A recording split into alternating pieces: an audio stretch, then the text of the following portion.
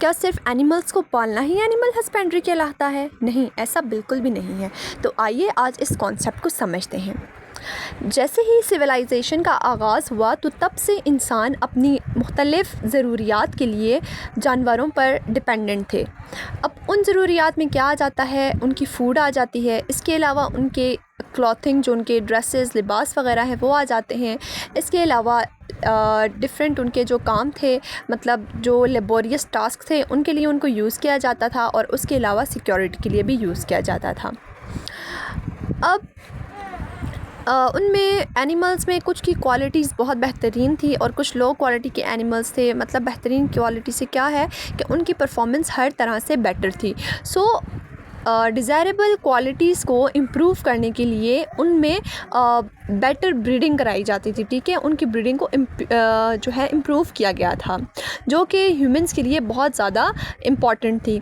इसके अलावा animal husbandry एक ऐसी साइंस है जो कि डोमेस्टिक एनिमल्स की ब्रीड के साथ रिलेट करती है ताकि उनसे बेटर प्रोडक्ट्स या सर्विसेज वगैरह ली जा सकें। अब अगर हम इन शॉर्ट देखें तो एनिमल हस्बेंड्री क्या होगी कि बिल्कुल जो राइट एनिमल है उसकी राइट ब्रीड कराना, उसकी राइट मैनेजमेंट करना ताकि वो हमें बेटर प्रोडक्ट दे सकें।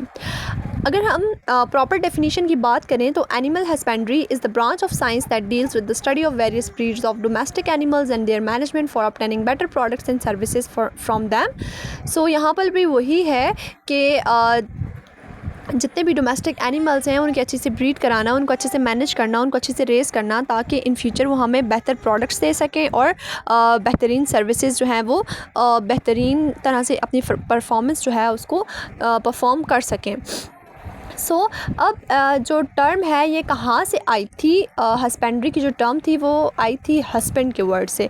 अब अगर आप रियल लाइफ में भी देखें तो जो हस्बैंड होता है वो उसका क्या मेन काम क्या होता है, उसकी सबसे ज़्यादा अहम ज़िम्मेदारी क्या होती है कि ख़याल रखना, ठीक है। अब अगर वालिद के तौर पर देखा जाए तो औलाद का ख़याल रखना, हस्बैंड के तौर पे देखा जाए तो अपनी शरीक हयात का ख़याल रखना। एनिमल हस्बेंड्री में हस्बेंड्री का जो टर्म है वो हस्बैंड से ही डिराइव किया गया था और इसका मतलब क्या होता है कि वन हु केयर्स, कि जो ख़याल रखता है, जो आपकी परवाह करता है। तो एनिमल हस्बेंड्री के अगर हम ऑब्जेक्टिव्स की बात करें पहला मकसद क्या था? अच्छे एनिमल्स को ब्रीड कराना, उनको रेस करना कि उनसे ज़्यादा क्वालिटी के प्रोडक्ट्स लिए जा सकें, ठीक है। ज़्यादा प्रोडक्ट्स लिए जा सकें और क्वालिटी वाइज अच्छे प्रोडक्ट्स हों। इसके अलावा उनकी ब्रीड को या उनके नंबर को, उनकी प्रोडक्टिविटी को इंक्रीज़ करना। इसके अलावा प्रॉपर हेल्थ और वेलफेयर पे फोकस करना, ठीक है। और इसके अलावा क्या ऑब्जेक्टिव था कि जितने भी हाउसिंग है या जो मैनेजमेंट है उसको बेहतरीन करना और जितने भी हम उनसे प्रोडक्ट्स लेते हैं या जो भी प्रोडक्ट्स हमें डोमेस्टिक एनिमल्स देते हैं उनसे ज़्यादा से ज़्यादा प्रॉफिट हासिल करना। अब इम्पॉर्टेंस क्या है देखें, ये हमें फूड प्रोवाइड करते हैं, जैसे मिल्क हो गया, मीट हो गया, एग्स वगैरह हो गए। इसके अलावा रॉ मटेरियल प्रोवाइड करते हैं, वूल और लेदर। वूल से आपको पता है डिफरेंट ड्रेसेस वगैरह, स्वेटर्स वगैरह बनते हैं और लेदर भी डिफरेंट पर्पसेस के लिए यूज़ होता है। इसके अलावा अगर हम बात करें कि जो ड्रॉट पावर एंड ट्रांसपोर्ट है, तो ड्रॉट पावर क्या होते हैं? अब देखें, सिंपल आपको एग्जांपल देते हैं। गधा क्या है? बोझ उठाने के काम आता है ना, तो गधा क्या हो गया? एक ड्रॉट एनिमल हो गया। इसके अलावा अगर हम बात करें तो ये एम्प्लॉयमेंट को इंक्रीज़ करने में हेल्प आउट करते हैं। मतलब आप देखें, अगर एग्जांपल मैं आपको देती हूँ, कोई भी बंदा जो है वो डेयरी फार्म बनाता है तो उस पर वो डिफरेंट लोगों को एज आ एम्प्लॉय रखेगा ना, जो उसकी सर्विसेज उसको प्रोवाइड करेंगे और इन रिटर्न वो उनको पैसे देगा। तो इस तरह से क्या है कि एम्प्लॉयमेंट के जो चांसेस हैं वो भी बढ़ जाते हैं और नेशनल इकॉनमी जो है इनसे ज़ाहिर है, जो बंदा भी फार्म की एग्जांपल ले लेते हैं, किसी बंदे का फार्म है, उसको अगर प्रॉफिट होगा तो इट मीन्स कि जो कंट्री की इकॉनमी है वो भी तो इंक्रीज़ हो रही है ना। अगर एग्जांपल्स की बात की जाए तो इसमें आ जाते हैं काऊ आ जाती है आपके पास, बफेलो आ जाती है, शीप आ जाती है, गोट आ जाती है, चिकन्स वगैरह आ जाती हैं और बीज आ जाती हैं। अब पाकिस्तान में चूँकि एग्रीकल्चर बेस्ड इंडस्ट्रियल सिस्टम है तो एक अंदाजे के मुताबिक 30 to 35 मिलियन पीपल जो हैं वो लाइफ स्टॉक मैनेजमेंट में इन्वॉल्व हैं। इससे क्या होता है कि मुल्क की इकॉनमी में भी इजाफ़ा होता है और पर्सनली उनको भी बहुत ज़्यादा बेनिफिट होता है। सो फर्स्ट ऑफ़ ऑल हम देख लेते हैं कि लाइफ स्टॉक की इंपॉर्टेंस क्या है। तो वही लास्ट जो हमने डिस्कस किया था कि ये हमें फूड प्रोवाइड करता है, रॉ मटेरियल्स प्रोवाइड करते हैं, ड्रॉट पावर प्रोवाइड करते हैं, ट्रांसपोर्ट में हेल्प आउट करते हैं, एम्प्लॉयमेंट के चांसेस को इंक्रीज़ करते हैं, इसके अलावा नेशनल इकॉनमी में कंट्रीब्यूट करते हैं। फिर नेक्स्ट अगर हम बात करें कि रूरल इकॉनमी को किस तरह से ये इंक्रीज़ करते हैं या उसके लिए कैसे बेनिफिशियल हैं, तो जितने भी फार्मर्स हैं मतलब अगर वो लाइफ स्टॉक में इन्वॉल्व हैं, उन्होंने भैंसें रखी हुई हैं, गाय वगैरह रखी हुई हैं, बकरियां रखी हुई हैं, भेड़ें रखी हुई हैं, तो उनके जो प्रोडक्ट्स हैं मतलब अगर दूध दे रही हैं वो उसको सेल करते हैं। अगर वो उसको ज़बह करें तो वो उसका गोश्त सेल आउट करते हैं, उसकी खाल सेल आउट करते हैं। इसके अलावा जो जब उनकी ब्रीडिंग होती है तो कुछ टाइम के बाद वो उनके बछड़ों को सेल आउट करते हैं, उससे उन्हें काफ़ी ज़्यादा प्रॉफिट हो जाता है। ठीक है, सो इट मीन्स कि उनका जो लाइफ का सर्किट है वो इसके थ्रू चल रहा है और इसमें चूँकि बहुत ज़्यादा मेहनत लगती है और जितने भी जो स्मॉल स्केल और लार्ज स्केल इंडस्ट्रीज़ जितनी भी चल रही हैं जो कि एनिमल के प्रोडक्ट्स के ऊपर डिपेंडेंट हैं, उनको सपोर्ट कर रहे हैं। ठीक है, अब लाइफ स्टॉक मैनेजमेंट पाकिस्तान में मतलब अगर देखा जाए तो एस्टिमेटेड 30 to 35 मिलियन लोग जो हैं वो लाइफ स्टॉक में इंगेज्ड हैं। ठीक है, वो अपनी सर्विसेज लाइफ स्टॉक में परफॉर्म कर रहे हैं। अगर हम एग्ज़ाम्पल्स की बात करें तो वही आ गया कि काऊ आ जाती है, इसमें बफेलो आ जाती हैं, शीप आ जाती है, गोट आ जाती है, हैंस वगैरह आ जाते हैं और दूसरे जो ड्रॉट एनिमल्स हैं वो आ जाते हैं। अगर हम प्रोडक्ट्स और सर्विसेज की बात करें तो प्रोडक्ट्स कौन कौन से होते हैं? मिल्क, मीट, एग्स, वूल, लेदर वगैरह। और इसके अलावा अगर हम सर्विसेज की बात करें तो ड्रॉट पावर मतलब वही बोझ उठाने के काम आते हैं, ट्रांसपोर्ट में हेल्प आउट करते हैं और ट्रांसपोर्ट में किस तरह से कि फॉर एग्ज़ाम्पल कुछ जगहों पे अभी भी होगा लेकिन पहले बैलगाड़ियाँ चलाई जाती थी, घोड़ा गाड़ी चलाई जाती थी। ठीक है, और मैन्योर की अगर हम बात करें तो मैन्योर एक अच्छा ऑर्गेनिक फर्टिलाइज़र्स है, इसको एग्रीकल्चर में क्रॉप्स वगैरह में यूज़ किया जाता है और मैन्योर का एक और इम्पॉर्टेंट यूज़ भी है कि इससे बायोगैस बनाई जाती है। ठीक है, तो इस सारे डिस्कशन से क्या कंक्लूड किया जा सकता है कि अगर लाइफ स्टॉक मैनेजमेंट बेहतरीन होगी तो एनिमल्स हेल्दी होंगे, वो बेटर प्रोडक्ट्स देंगे, बेहतर सर्विसेज प्रोवाइड करेंगे और जो कंट्री की इकॉनमी है वो भी बहुत ज़्यादा स्ट्रॉन्ग हो जाएगी। हमने बात की थी कि लाइफ स्टॉक में एनिमल्स की डिफरेंट कैटेगरीज़ हैं, कुछ डोमेस्टिकेटेड हैं, कुछ टैम्ड हैं, कुछ वाइल्ड हैं। सो वन बाय वन अब हम इनको डिस्कस करते हैं। तो फ़र्स्ट ऑफ़ ऑल हम देख लेते हैं वाइल्ड को। तो वाइल्ड एनिमल्स में ऐसे एनिमल्स आ जाते हैं जो कि फ्री इन्वायरमेंट में अच्छी तरह से ब्रीड करते हैं। अगर हम उनको किसी कैप्टिवेटेड एरिया में रख देंगे या किसी पिंजरे वगैरह में रख देंगे तो उनकी परफॉर्मेंस या उनकी जो ब्रीडिंग होगी वो उस तरह से नहीं होगी और इनका जो यूज़ होता है वो ह्यूमंस के लिए कुछ कॉमन नहीं होता, मतलब इंसानों के लिए ये इतने ज़्यादा फ़ायदेमंद नहीं होते।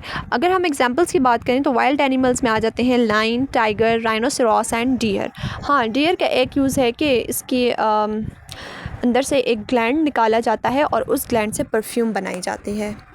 नेक्स्ट कैटेगरी आपके पास आ जाती है टैम्ड एनिमल्स की। तो टैम्ड एनिमल्स वो होते हैं जिनको वाइल्ड एनवायरनमेंट से पकड़ा जाता है, उनको कैप्टिवेटेड एनवायरनमेंट में रखा जाता है और उनको ट्रेन किया जाता है ताकि वो इंसानों के अकॉर्डिंग अपनी एक्टिविटीज़ को परफॉर्म कर सकें या जो भी ह्यूमन नीड्स हैं उसके अकॉर्डिंग वो अपनी सारी की सारी एक्टिविटीज़ या जितनी भी उनकी थी रूटीन पहले उसको चेंज करके वो इंसानों के अकॉर्डिंग हो जाएं, मतलब उस हिसाब से अपनी एक्टिविटीज़ परफॉर्म करें। तो इसमें आ जाता है elephant, chimpanzee, gorilla and yak वगैरह। अगर हम डोमेस्टिकेटेड एनिमल्स की बात करें तो ये ऐसे एनिमल्स हैं जिनको घरों में रखा जाता है और इजीली उनकी ब्रीड करवाई जा सकती है और इंसान उनकी बहुत अच्छे से देखभाल भी कर सकते हैं। सो जो कॉमन डोमेस्टिकेटेड एनिमल्स हैं उनमें आ जाता है dog, horse, cow, sheep, buffalo and hens वगैरह। नेक्स्ट हम बात करते हैं इंपॉर्टेंस ऑफ डोमेस्टिक एनिमल्स की। तो इनकी यूटिलिटी के बेसिस पे या इनकी यूज़ के बेसिस पे डोमेस्टिक एनिमल्स को डिफरेंट ग्रुप्स में डिवाइड किया गया है, इनकी डिफरेंट कैटेगरीज़ बनाई गई हैं। सो फर्स्ट ऑफ़ ऑल आ जाते हैं हमारे पास मिल्क यील्डिंग एनिमल्स, जिसमें काऊ आ जाती है, buffalo, goat and sheep. Next आ जाते हैं ड्रॉट एनिमल्स, ये ऐसे होते हैं जो कि लोड वगैरह के लिए यूज़ किए जाते हैं। इसमें आ जाता है bulldog, horse, donkey, mule, camels, elephants और याक वगैरह। इसके अलावा fibre, hide and skin yielding animals की अगर हम बात करें तो उसमें आ जाते हैं sheep, goat, cattle, buffalo and camel. और अगर meat and egg yielding animals की अगर हम बात करें तो उसमें हैन आ जाता है, duck, goat and buffalo. Domestic animals जो हैं वो ह्यूमन लाइफ के लिए बहुत ज़्यादा इंपॉर्टेंट हैं, क्योंकि वो हमें फूड प्रोवाइड करते हैं, हमारी ट्रांसपोर्ट का सोर्स भी हैं, इसके अलावा रॉ मटेरियल्स भी हमें प्रोवाइड करते हैं ताकि उनसे आगे डिफरेंट प्रोडक्ट्स बनाए जा सकें। अब हम वन बाय वन इनको डिस्कस करते हैं। तो सबसे पहले हम देख लेते हैं कि milk and meat yielding animals को। ऐसे एनिमल्स जो कि दूध देते हैं या गोश्त वगैरह देते हैं, तो इनकी अवेलेबिलिटी पे और रीजनल कंसिडरेशंस पे डिफरेंट एनिमल्स डिफरेंट पर्पसेस के लिए अपने पास रखे जाते हैं, उनकी देखभाल की जाती है।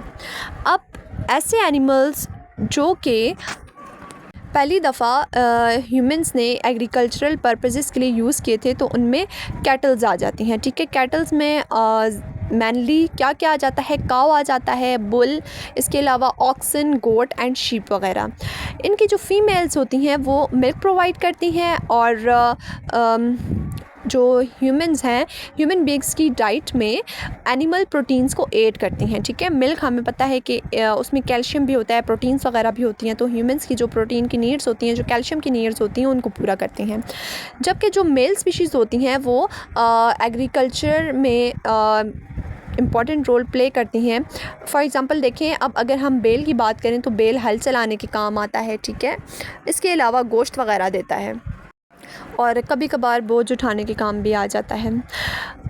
अब दूध जो है उससे हम और भी बहुत ज़्यादा चीज़ें बना सकते हैं, जैसे कि घी हो गया, दही हो गया, मक्खन वगैरह हो गया या पनीर वगैरह होगी। ठीक है, अब इन एनिमल्स का जो वेस्ट मटेरियल होता है जो एक्सक्रीट आउट करते हैं ये, उसको हम जो है एज अ मैन्योर यूज़ करते हैं और उस मैन्योर से क्या होता है कि बायोगैस बनती है और biogas as a fuel use होती है। अच्छा, अब हम बात करते हैं डेयरी प्रोडक्ट्स की। तो हम एनिमल से डायरेक्टली जो मिल्क निकालते हैं तो उसको हम फुल क्रीम मिल्क कहते हैं। जब उससे क्रीम को सेपरेट कर दिया जाता है तो वो दूध फिर टोन्ड मिल्क हो जाता है, जिसको हम स्किम मिल्क भी कहते हैं और उसमें किसी किस्म की कोई भी फ़ैट नहीं होती। अब फ़ैट कंटेंट्स की बेस पे कि किसी भी मिल्क के अंदर कितनी कंटेंट्स हैं फ़ैट्स के, उसकी बेसिस पे डिफरेंट डेयरी प्रोडक्ट्स हैं। सो फर्स्ट ऑफ़ ऑल हम क्रीम की अगर बात करें तो ये जो स्टार्ट में निकलता है ना मिल्क, ठीक है, उसमें प्रेजेंट होती है और दूध की जो ऊपर वाली जो तय होती है ना, ये एक तय के तौर पे दूध के बिल्कुल ऊपर टॉप पे जम जाती है। ठीक है, और इसमें कितने परसेंट फ़ैट्स होते हैं, 10 to 70% फ़ैट कंटेंट्स होते हैं इस क्रीम में। अब अगर हम कर्ड की बात करें तो अब दूध जो है वो कर्ड में किस तरह से कन्वर्ट होता है, डिफरेंट बैक्टीरियल एक्टिविटीज़ की वजह से। और अगर हम बटर मिल्क की बात करें तो बटर मिल्क क्या होता है कि देखें, बटर मिल्क को हम कॉमन अपनी ज़ुबान में लस्सी भी कह सकते हैं। ठीक है, अब जब दही से लस्सी बनाई जाती है तो उसके ऊपर मक्खन आता है ना, मक्खन को जब हटा दिया जाए तो नीचे जो पानी रह जाता है उसको हम क्या कहते हैं, बटर मिल्क। अगर हम घी की बात करें तो जब हम बटर को, मक्खन को हीट देते हैं, जब मक्खन पिघलता है तो उसमें से वाटर एवापोरेट हो जाता है और जो फ़ैट कंटेंट्स होते हैं वही रह जाते हैं और इसमें तकरीबन फ़ैट 100% होती है। सो इट मीन्स के जो देसी घी होता है सबसे ज़्यादा अमाउंट्स फ़ैट्स की उसमें पाई जाती हैं। और अगर हम कंडेंस्ड मिल्क की बात करें तो इसमें से वाटर जो है उसको रिमूव कर दिया जाता है। इसमें आपके पास चॉइस होती है कि आप इसमें चीनी ऐड करें या ना ऐड करें। अब इसमें क्या होता है कि 31% मिल्क होता है और तकरीबन 9% फ़ैट्स होते हैं। अब नेक्स्ट आ जाता है आपके पास पाउडर मिल्क, तो ये मिल्क की पाउडर्ड फॉर्म होती है। इसके अलावा अगर हम चीज़ की बात करें तो चीज़ क्या होता है कि ये जमा हुआ मिल्क प्रोटीन कैसीन होता है जिसमें फ़ैट्स भी होते हैं और वाटर की भी कुछ अमाउंट प्रेजेंट होती है।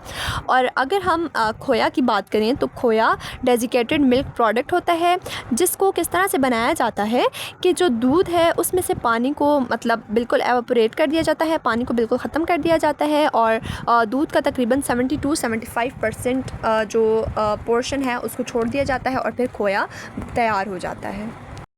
अगर हम बात करें cattle Dang and biogas plant की तो कैटल डंग क्या है कि देखें, जब गाय या भैंसों वगैरह का गोबर होता है तो गाँव में कुछ लोग क्या करते हैं, उसकी गोल गोल से टिक्कियाँ टाइप बना के तो उसको दीवारों के साथ उन्होंने चिपकाया होता है ड्राई होने के लिए।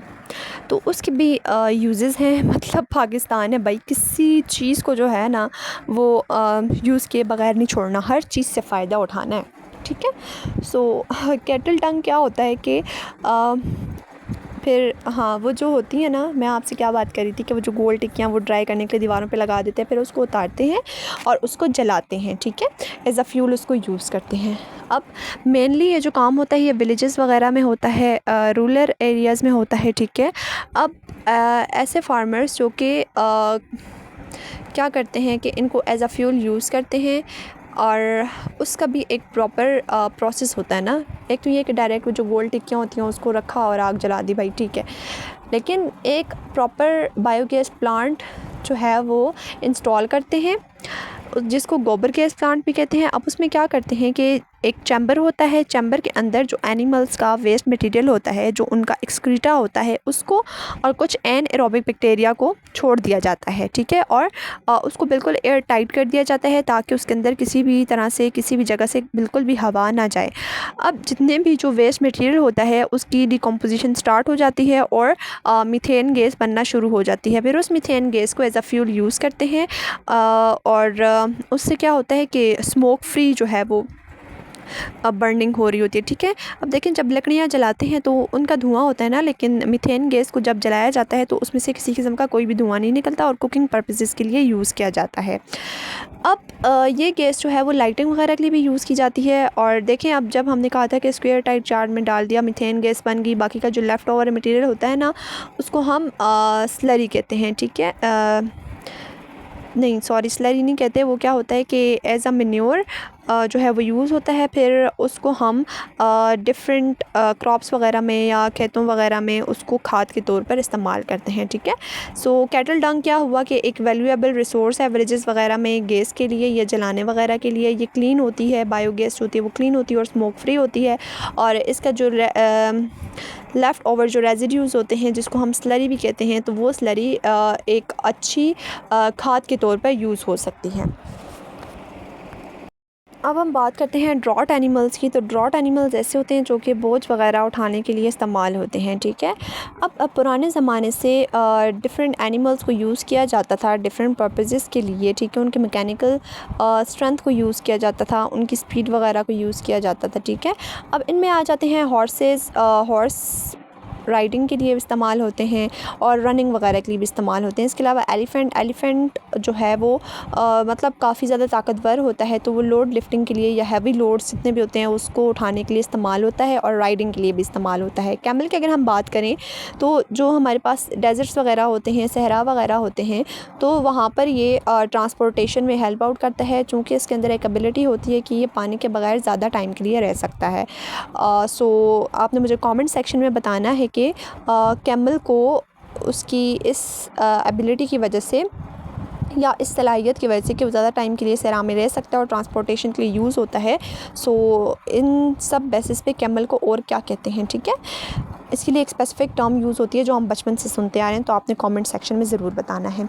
इसके अलावा डंकी एंड म्यूल की अगर हम बात करें, सो म्यूल क्या होता है कि डंकी तो हमें पता है कि क्या होता है, और म्यूल क्या होता है कि जब मेल डंकी और फीमेल हॉर्स आपस में मैटिंग करते हैं उसके रिज़ल्ट में जो उनका यंग वन प्रोड्यूस होता है उसको हम म्यूल कहते हैं, ठीक है। और ये लोड्स वगैरह उठाने के लिए इस्तेमाल होता है।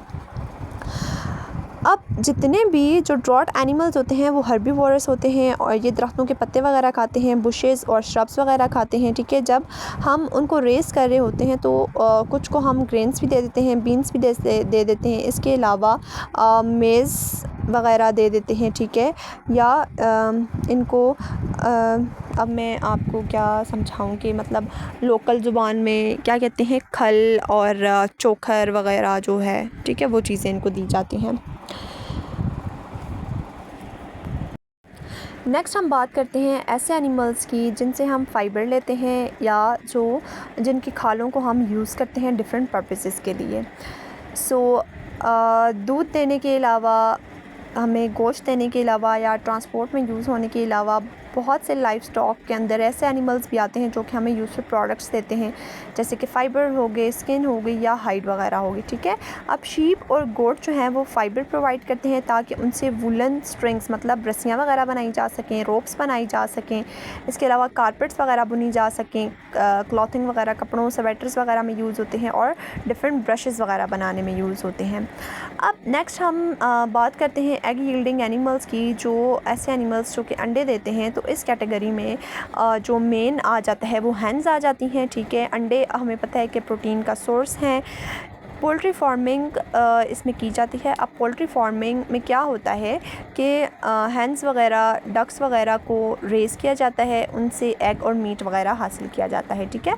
पोल्ट्री फार्मिंग जो है वो आजकल बहुत ज़्यादा पॉपुलर है क्योंकि ये स्टार्ट करना बहुत ज़्यादा इजी है और इसमें जो इन्वेस्टमेंट है वो भी बहुत ज़्यादा कम आती है और इसको मेंटेन करना भी बहुत ज़्यादा इजी है।